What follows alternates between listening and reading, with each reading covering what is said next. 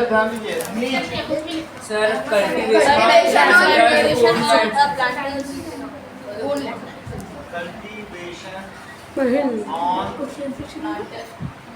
Planters own land. अब दो चीज बची है, रेवती और रेवत। कल्टीवेशन ऑन रेवत्स लैंड को रेवती कहेंगे। Cultivation on land. Cultivation on Revata land. और रेवत के लिए क्या लिखेंगे? पीजेंट ना। हाँ पीजन। जिसके में मैच है उसमें इसी तरह से मैच है। रेवत किससे मैच किया है? ठीक है, अगला क्वेश्चन देखो।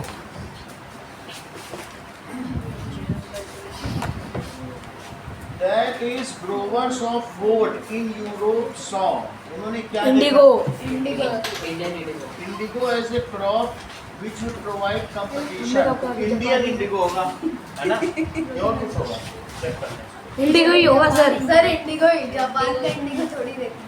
नहीं उन हाँ इंडिगो ही होगा क्योंकि वोड है। हाँ तो सर, वोड वहीं का भी Indigo. Indigo Indigo Indigo. Okay. The demand for indigo increased in late 18th century because of expansion of cotton production.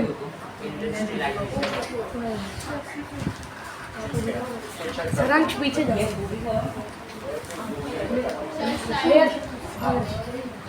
कहाँ बैठे? इधर बैठ जाए, अनिकेत के साथ बैठ जाए। ना मेरे अकेला बैठ। ruling the countryside solution. इस बार सही किया दीजिए तुमने पेपर आज वाला। क्योंकि दो लोगों का गड़बड़ हो गया तो तुम्हारे टॉप होने के चांस बनने लगे। जो हो गया सर, चेक भी हो गया। देखो एक नंबर फेल हो गए। पास हो गए, देखो आगे हम फेल क्या? हम दोनों का गड़बड़ हो गया।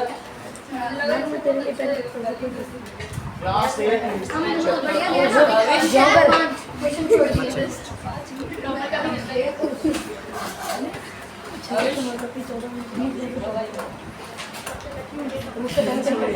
मेरा गंदा क्या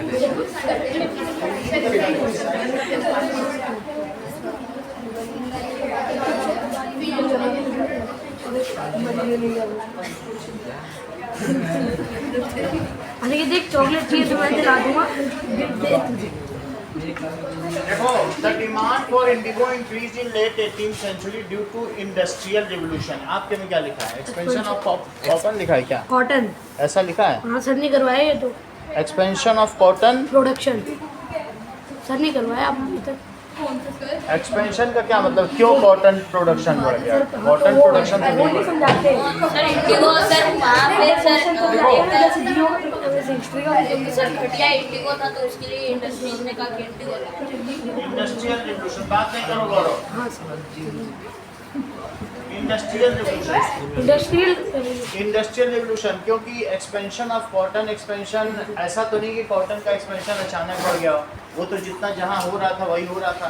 इंडस्ट्री बढ़ी तो कॉटन से क्या हुआ कि ज़्यादा फैब्रिक बनने लगा, तो इस वजह से इंडिगो की डिमांड बढ़ी, है ना? सर आप बताना आया था कि जो इंडिगो होता है मतलब नीला होता है, हाँ। बाकी सब कलर के लिए क्या करते हैं? बाकी देखो अलग अलग चीज़ के लिए, जैसे ये फ्लावर बना लेते होंगे तो प्लैनेट से। महुआ से रेड कलर होगा और पलाश के फूल से अगले चैप्टर में आ रहा है उन सभी कलर्स का। फ्लावर कि पलाश के फूल से येलो डीप कलर बनता है, तो इसलिए अलग अलग कलर से फ्लावर के कलर से ही बनते हैं। फ्लावर अब देखो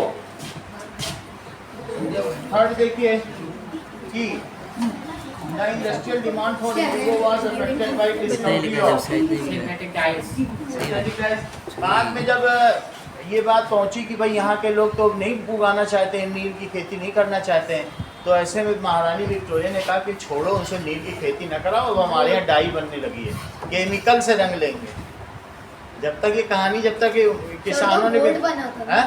वोट है। उसके बाद जब लास्ट लाइन पढ़ो इस चैप्टर की, उसमें लिखा है कि महारानी विक्टोरिया ने बोल दिया कि अब किसी से नील की खेती नहीं करानी है, क्योंकि अब उस समय बोर्ड बनने लगे। वोट भी छोड़ो, उस समय सिंथेटिक डाई बनने लगी थी अब लैब में, उससे लाखों कपड़े रंगे जा सके थे।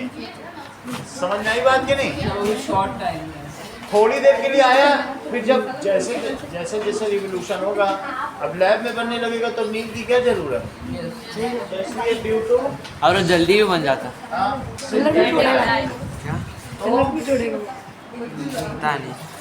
By the discovery of synthetic die, देखो इस चीज को सिंथेटिक डाई होगा ना। बहुत सारी बुक में गड़बड़ है, इसलिए जो सही है वही लिखो, ठीक है? ठीक है। लास्ट टाइम एक क्वेश्चन गड़बड़ हो गया था हम लोग का। हाँ वेस्टर्न वाला। हाँ वेस्टर्न हाँ, तो उसका मैं बहुत पछतावा हुआ, इसलिए सर मेरा अकेले का सही था, पता ना है? एक नंबर चला गया। सर मेरा सही था। सर ये तो अलग से पढ़ते चलो हैं। अलग से नहीं पढ़ता। अरे सुन लो, इनके टीचर पढ़े हैं क्या है? बात सुनो, 15 मिनट हो गए, कुछ हुआ नहीं, हाँ, बात सर। नहीं करो, बात नहीं करो, ऐसे ही समय चला जाएगा, फिर हमें अगला चैप्टर भी आज ही कराना है। बताओ, सही है? अगले 4 का क्या आंसर है? Against planter. बस indigo plantation indigo planters. Indigo planters उनको क्या करते थे? पैसा कम देते थे। समझ में आई बात कि नहीं? और उनके साथ जो भी प्लांटर्स ही तो फार्मर्स को पैसा कम देंगे। वो इंटरेस्ट उनका अच्छा बिहेवियर। सर रेवेन्यू हाई था। बिहार के लोगों ने किया था चंपारण आंदोलन और गांधी जी के उससे आइडियोलॉजी से प्रेरित। सर उनका रेवेन्यू हाई था। हाँ, पता है भाई, पढ़ लिया है। भाई ये रूल अलग से पढ़ते हैं, ठीक है? अबे गलती से पढ़ लिया क्या होगा? उसका भी सही है। अगला क्वेश्चन देखिए। उसी ने बताया था कसम, मम्मी कसम। Describe the main features. Note करना शुरू कर दो। हाँ sir. Describe the main features of permanent settlement. The main features of permanent settlement was, इसके राजा एंड ताल्लुक वर्ष आर नोन एज जमींदार्स। राजा एंड जो ताल्लुकदार थे वर नोन एज जमींदार। ठीक है, मोस्ट ऑफ द लैंड, जो cultivable land, it was held by them only. Most of the cultivable land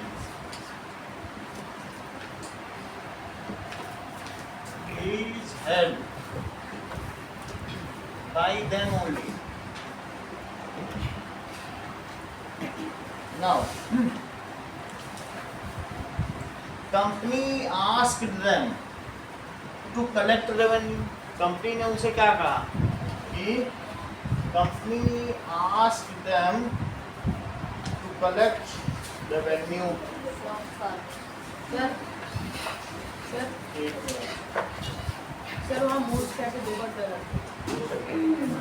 most ज़्यादा कल्टीवेशन। अरे उनसे क्या कहा? Company asked them to collect revenue. Synthetic die. या फिर ये लिख सकते हो ऑथराइज, उन्हीं को तो ऑथराइज किया था। them to collect revenue. A fixed amount of revenue was to be given to company by them. उसमें से एक अमाउंट वो क्या करते हैं?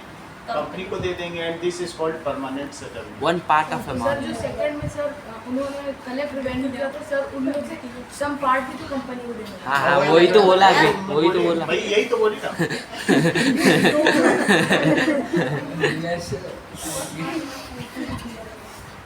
A part of revenue was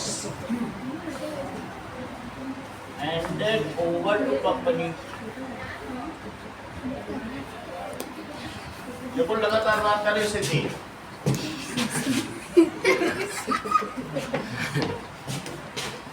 क्या क्या तेरे बड़ा पता। चलो थर्ड सर वो ए पार्ट वो Principal next has to point be- है या उसी में ही है। कंपनी ने उनको ऑथराइज कर दिया, ए पार्ट ऑफ इट इस revenue was to be given to company, this revenue is not to be increased in future. तीसरा फीचर क्या है, कंपनी उस रेवेन्यू को आगे नहीं बढ़ाने वाली, तभी तो यही दिस बढ़ाई नहीं और घटाई भी। कुछ नहीं करेगी। This The value of the revenue will not change in future. will not change in future. This is called Permanent settlement.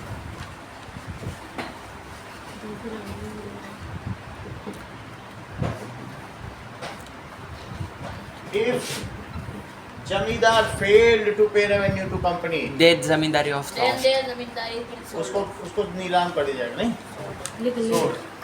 क्या बात है? जमींदार failed to pay revenue, their zamindari will be Sold off. sold out. या auction. Their zamindari will be kept in auction. If जमींदार fail to pay revenue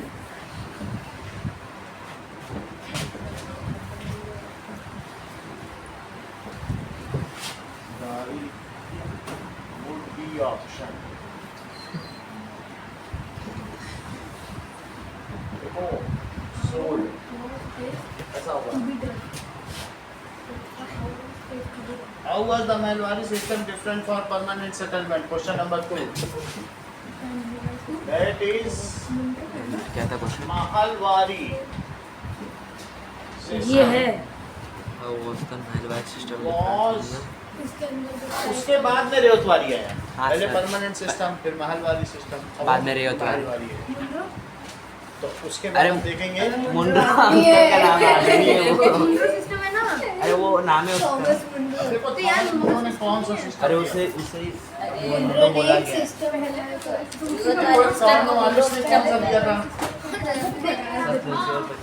permanent settlement system किसने दिया था? Cornwallis ने. अच्छा, अब इसके बाद अगला सिस्टम महलवारी सिस्टम. महलवारी. देख लो, परमानेंट सेटलमेंट ये कार्नवालिस सिस्टम. जा रहे टॉपिक को है. इतनी चिल्ला रही है पीछे. सर मोहल्लो आड़ी है.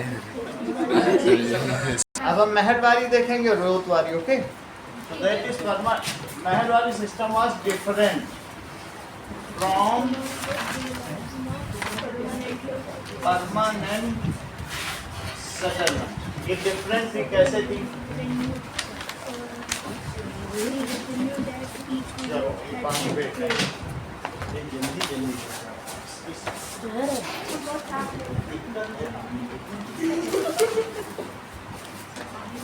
बाहर इससे बनाने वाले सबकी डेली हो जाएगा.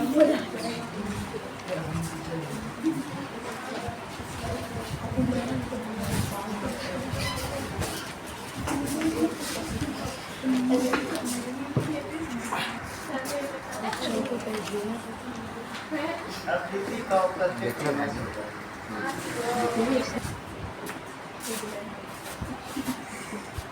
ये तो मार.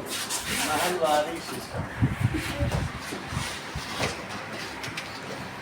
तेरे फोर्थ है वो ये देखो, क्वेश्चन सर से वैसे कर रखा है. most of the land was owned by individual. Most of land was owned by individual. जबकि महलवारी में ये बिजनेस की होती थी. Most of the land was owned by community. वो कम्युनिटी ही विलेज है, उसी को महल कहेंगे. ये वीडियो भी मेरा कर सीधी कर रहा हूँ. फोकस कर रहा हूँ. Focus. Now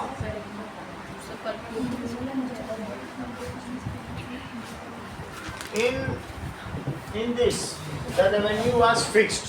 In this, revenue was not fixed. Not fix. इसके अंदर सर राजा और ये कलेक्ट करते थे, ये रेवेन्यू इसके अंदर राजा और ज़मींदार कलेक्ट करते थे। इसके अंदर कंपनी कलेक्ट करती थी। Revenue was not fixed. ये देखो, जो इंडिया का ये हिस्सा था,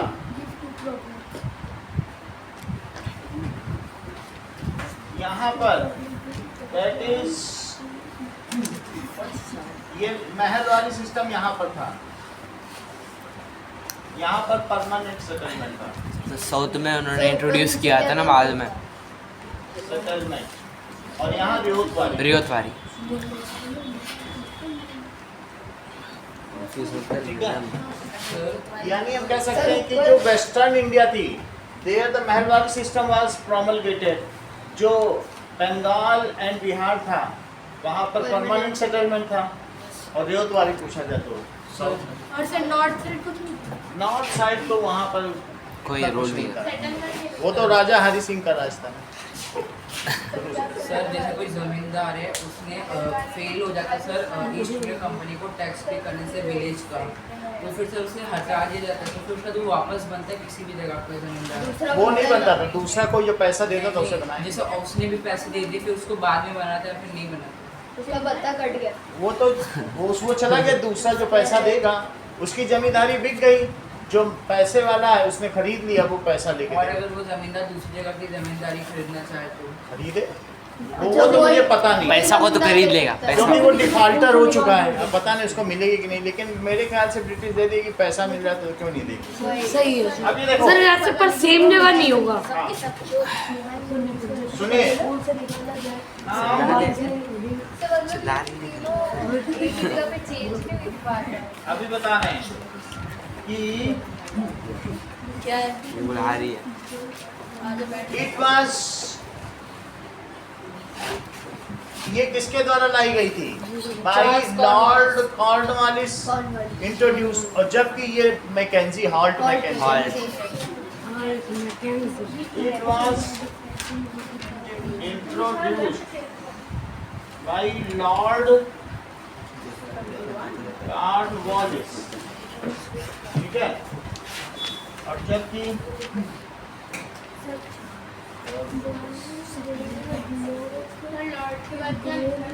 कॉर्नवालिस बुक में डायग्राम बना है, और जबकि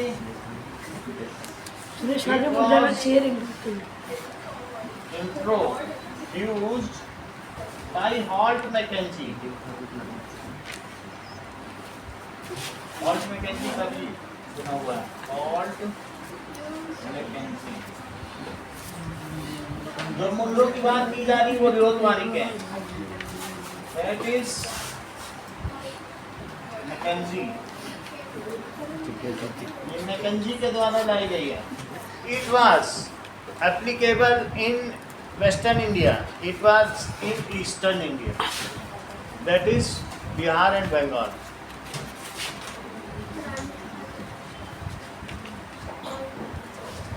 पंजाब में है, in western India it was applicable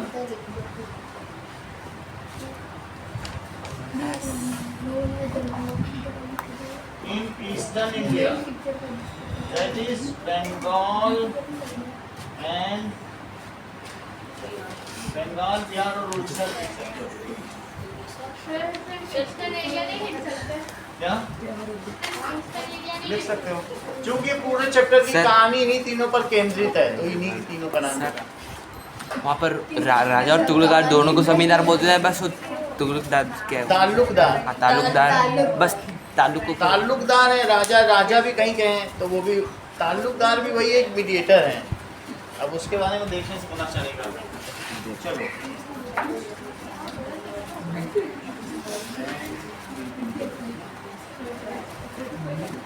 अब देखो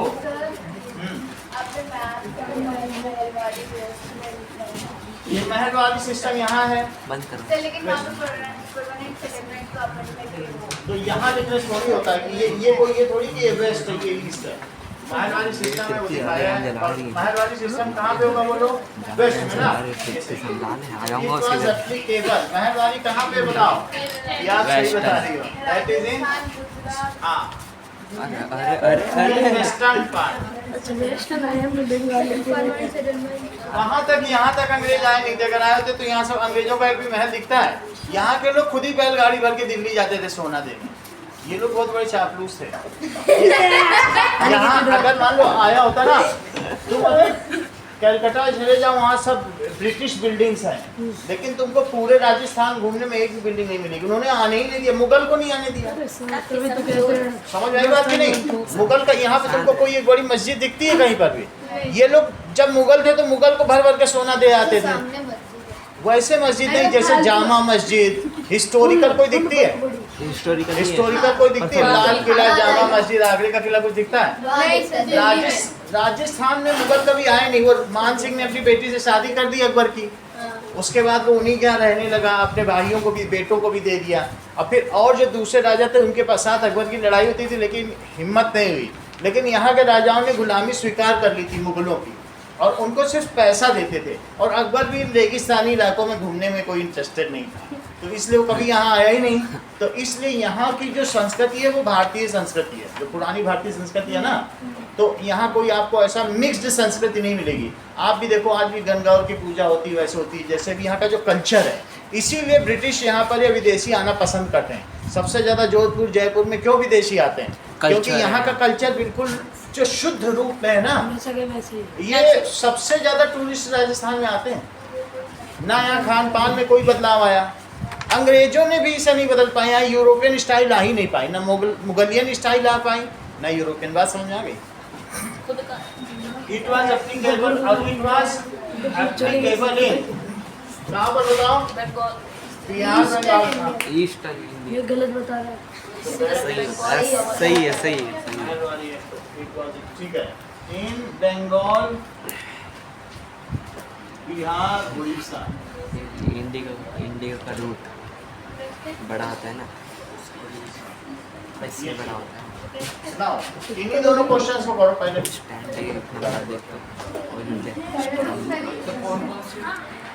थर्ड फोर्थ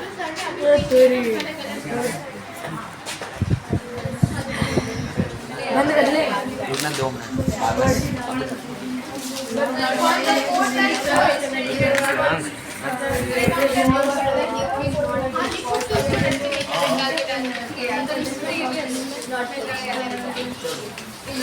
अरे अरे बंद कर लेना, नहीं होगा। सर पहले फोन कर क्या किया था? ठीक है। थॉमस मुनरो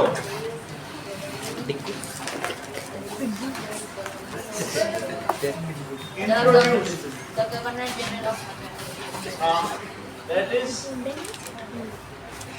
Governor बताने का जगह General of Madras introduced Ryotwari system.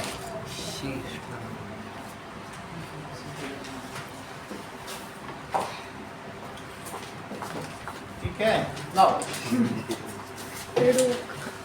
in desire to get more revenue, he fixed the revenue too high.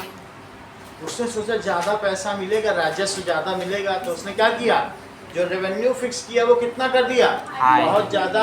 And farmers और रियोट्स वर अनेबल टू पे, they fled the country side. वो इधर उधर चले गए एंड लेफ्ट देयर रियोट्स। समझ आई बात? सर उन्होंने जो ये Alexander Reed सर उन्होंने जो लैंड छोड़ के चले गए थे उन लैंड का क्या होता था? सर पिछले टाइम तो बोले कि वो खेती करेगी। सर वो जो लैंड छोड़ के बाहर जाते थे उस लैंड का क्या होता था? वो तो जो भी होता हो वो अबेंडन्ड लैंड होती थी, उसमें कोई कुछ नहीं कर सकता। रेवेन्यू ऑफिशियल्स सारे कौन कौन? Alexander Read. एंड अभी बात करने की क्या जरूरत है? जब अभी नोट कर रहे तो क्यों बात करने की जरूरत है?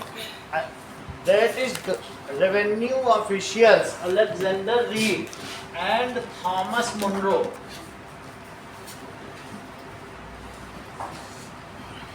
इन्होंने क्या किया? Set the revenue too high या fixed the revenue, fixed the revenue too high. Now sir वो एंड दोबारा लिख दिया सर 2 बार लिख दिया आपने इस पर। हाँ इधर से एंड मिटा अब देखो, इसके बाद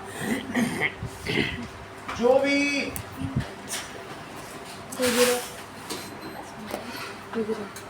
इसमें जो पीजेंट्स थे फेल्ड टू पे रेवेन्यू,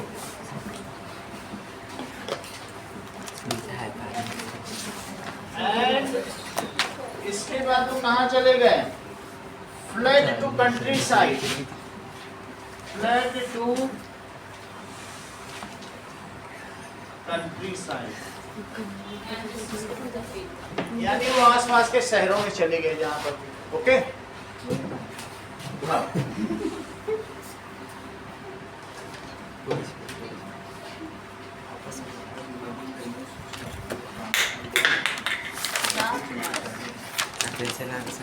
इसके अलावा सो रियोतवारी सिस्टम, जो ये मुनरो सिस्टम था, वो फेल हो गया। Okay, so Ryotwari system was failed. Okay, question number 6. Why were ryots reluctant to grow indigo? तो ryots were reluctant, जो किसान थे, ryots, that is किसान, ryots were reluctant का मतलब उन्हें सही नहीं लगता था, reluctant बिकॉज क्योंकि उसके अंदर जो लैंड था वो इनफर्टाइल हो रहा था कि कोई और क्रॉप ये नहीं कर सकते, उसमें ज़्यादा मेहनत भी लगता था। यही सारी चीजें लिखना है। Okay sir. तो indigo system was oppressive. Sir यानी कि टॉपर करे जा रहे हैं। हाँ सर, बहुत देर से मैडम आप कृपया शांत रहें। इंडिगो सिस्टम वाज ऑप्रेसिव, ये दमनकारी था। दमनकारी। It was harsh, oppressive and harsh. Reluctant का मतलब सर, रेलुकेंट का मतलब रिलक्टेंट का मतलब है दमनकारी, मतलब इच्छा ना होना। Why they were reluctant? Reluctant का क्या मतलब होता है? इच्छा ना होना। इच्छा ना होना। किसी भी चीज की इच्छा ना होना। तो उनको क्यों नहीं इच्छा हो रही थी कि इंडिगो उगाएं? क्योंकि उनका लैंड इनफर्टाइल हो रहा था, क्योंकि और मेहनत ज़्यादा लगता था। प्लांटेशन था, ये बहुत ऑप्रेसिव था। उसके बाद लैंड इस- में न्यूट्रिएंट्स नहीं बचते थे। और जो ये इंडिगो प्रोडक्शन था, ये इटसेल्फ भी बहुत ज़्यादा ऑप्रेसिव था। मेहनत 8-8 था घंटे काम इसमें था ना। And Indigo can be planted only on fertile land.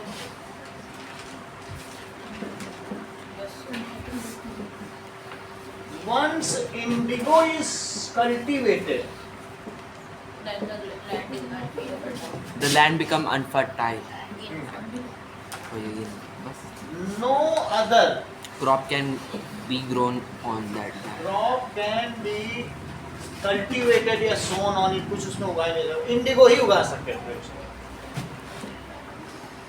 sown on। दूसरी चीज,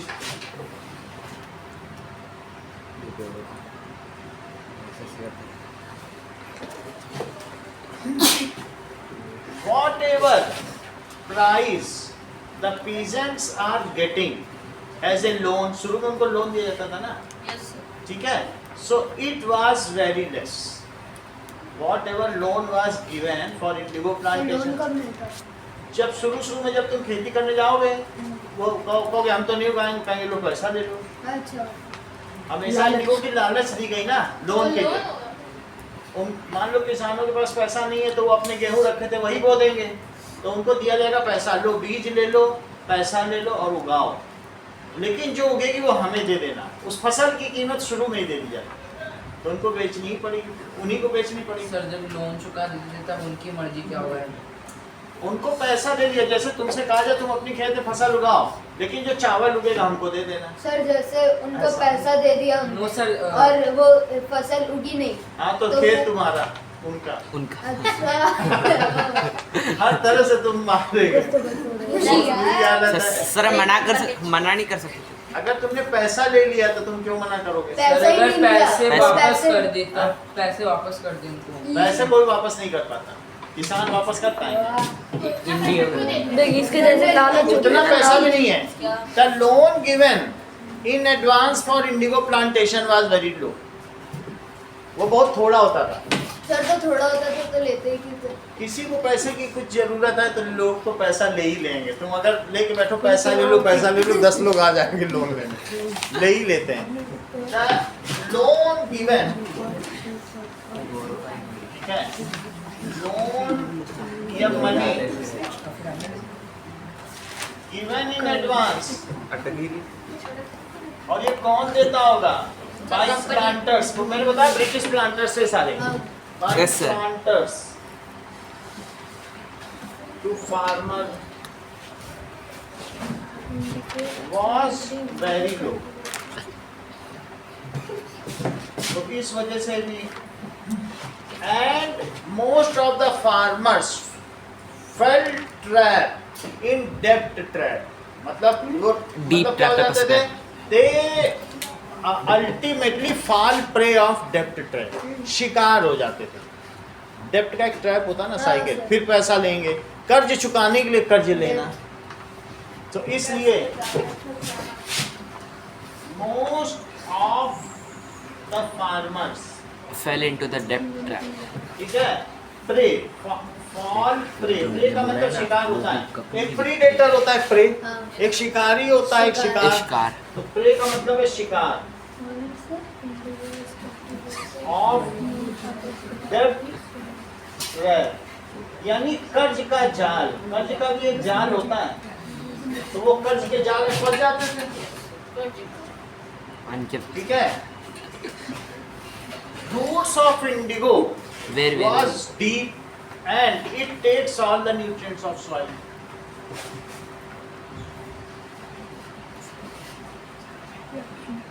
Go deep in soil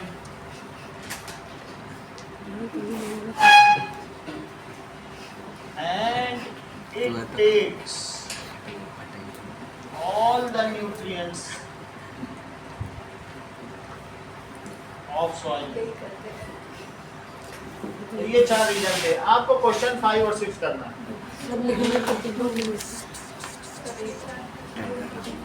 sir एक एक करके लिख सकते हैं? एक वाला नहीं है तो बहुत सरल। देखो थॉमस सरल मोरो ने- नहीं है सर। हाँ? सरल नहीं है सर, ये सरल। अच्छा, ठीक है। एक एक करके अलग अलग। बिल्कुल। तुम तो अपनी कुर्सी में सबसे तेज हो। सर कभी कुर्सी कभी घोड़ा कभी क्या सर कभी कुर्सी कभी घोड़ा कभी क्या कभी किसी की मातम कुर्सी में गई।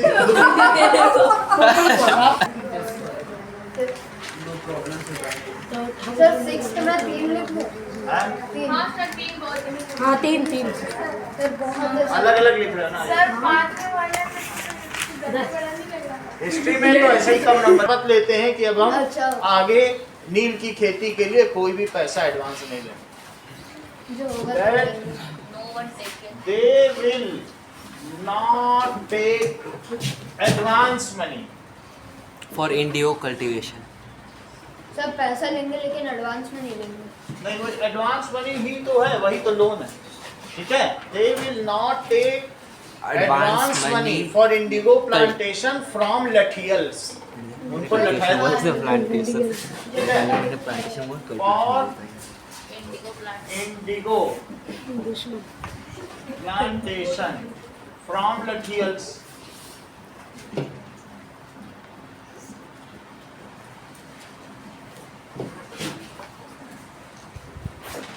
तीसरी बात, गवर्नमेंट सेट, ये पहला पॉइंट है, इसको लिखो B. Government set indigo commission, क्या उसके लिए उसने एक इंडिगो कमीशन बैठा दिया था जो उनके प्रति प्लांटर्स के अन्याय को देखेगा, अगेंस्ट प्लांटर्स। आयोग बैठ जाता ना कि गवर्नमेंट कहेगी जरा जांच कराओ ये प्लांटर्स क्या कर रहे हैं किसानों के साथ, तो शेर हो गए किसान, देखा जांच बैठल वाली जांच होती ना। ब्रिटिश सरकार ने कमीशन बैठा दिया, जब इन लोगों ने नील की खेती में हड़ताल कर दी तो ब्रिटिश सरकार ने उनके लिए बड़े बड़े अफसरों का, जजों का आयोग बैठा दिया कि देखो इन्होंने क्या गड़बड़ी की है। तो गवर्नमेंट से उसने जारी किया, गवर्नमेंट ने, बोलो, इंडिगो कमीशन, इंडिगो कमीशन बैठा दिया, ठीक है, and held the planters guilty, और उनको क्या ठहराया, बोलो, हेल्ड प्लांटर्स गिल्टी का क्या मतलब होता है, वो अफसोस दोषी। अफसोस। हेल्ड का मतलब ठहराया, उनको दोषी ठहराया गया, ठीक है। सो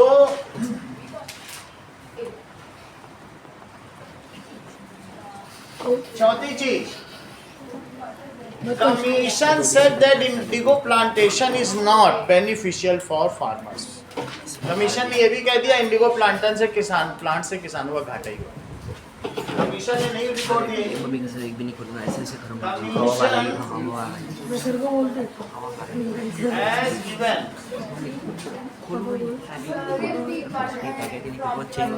बताओ, सर परेशान कर रहे अभी बता रहे हैं that they will not take advance from materials. materials लिख सकते हो या planters, तुम्हें planters ठीक लगता है तो planters लिख दो, परेशान मत करो। अभी सारी पावर उसके पहले ही जा रही है। That is, commission has given report, क्या report the, that indigo plantation is not beneficial beneficial for farmers. Indigo plantation बताना सर।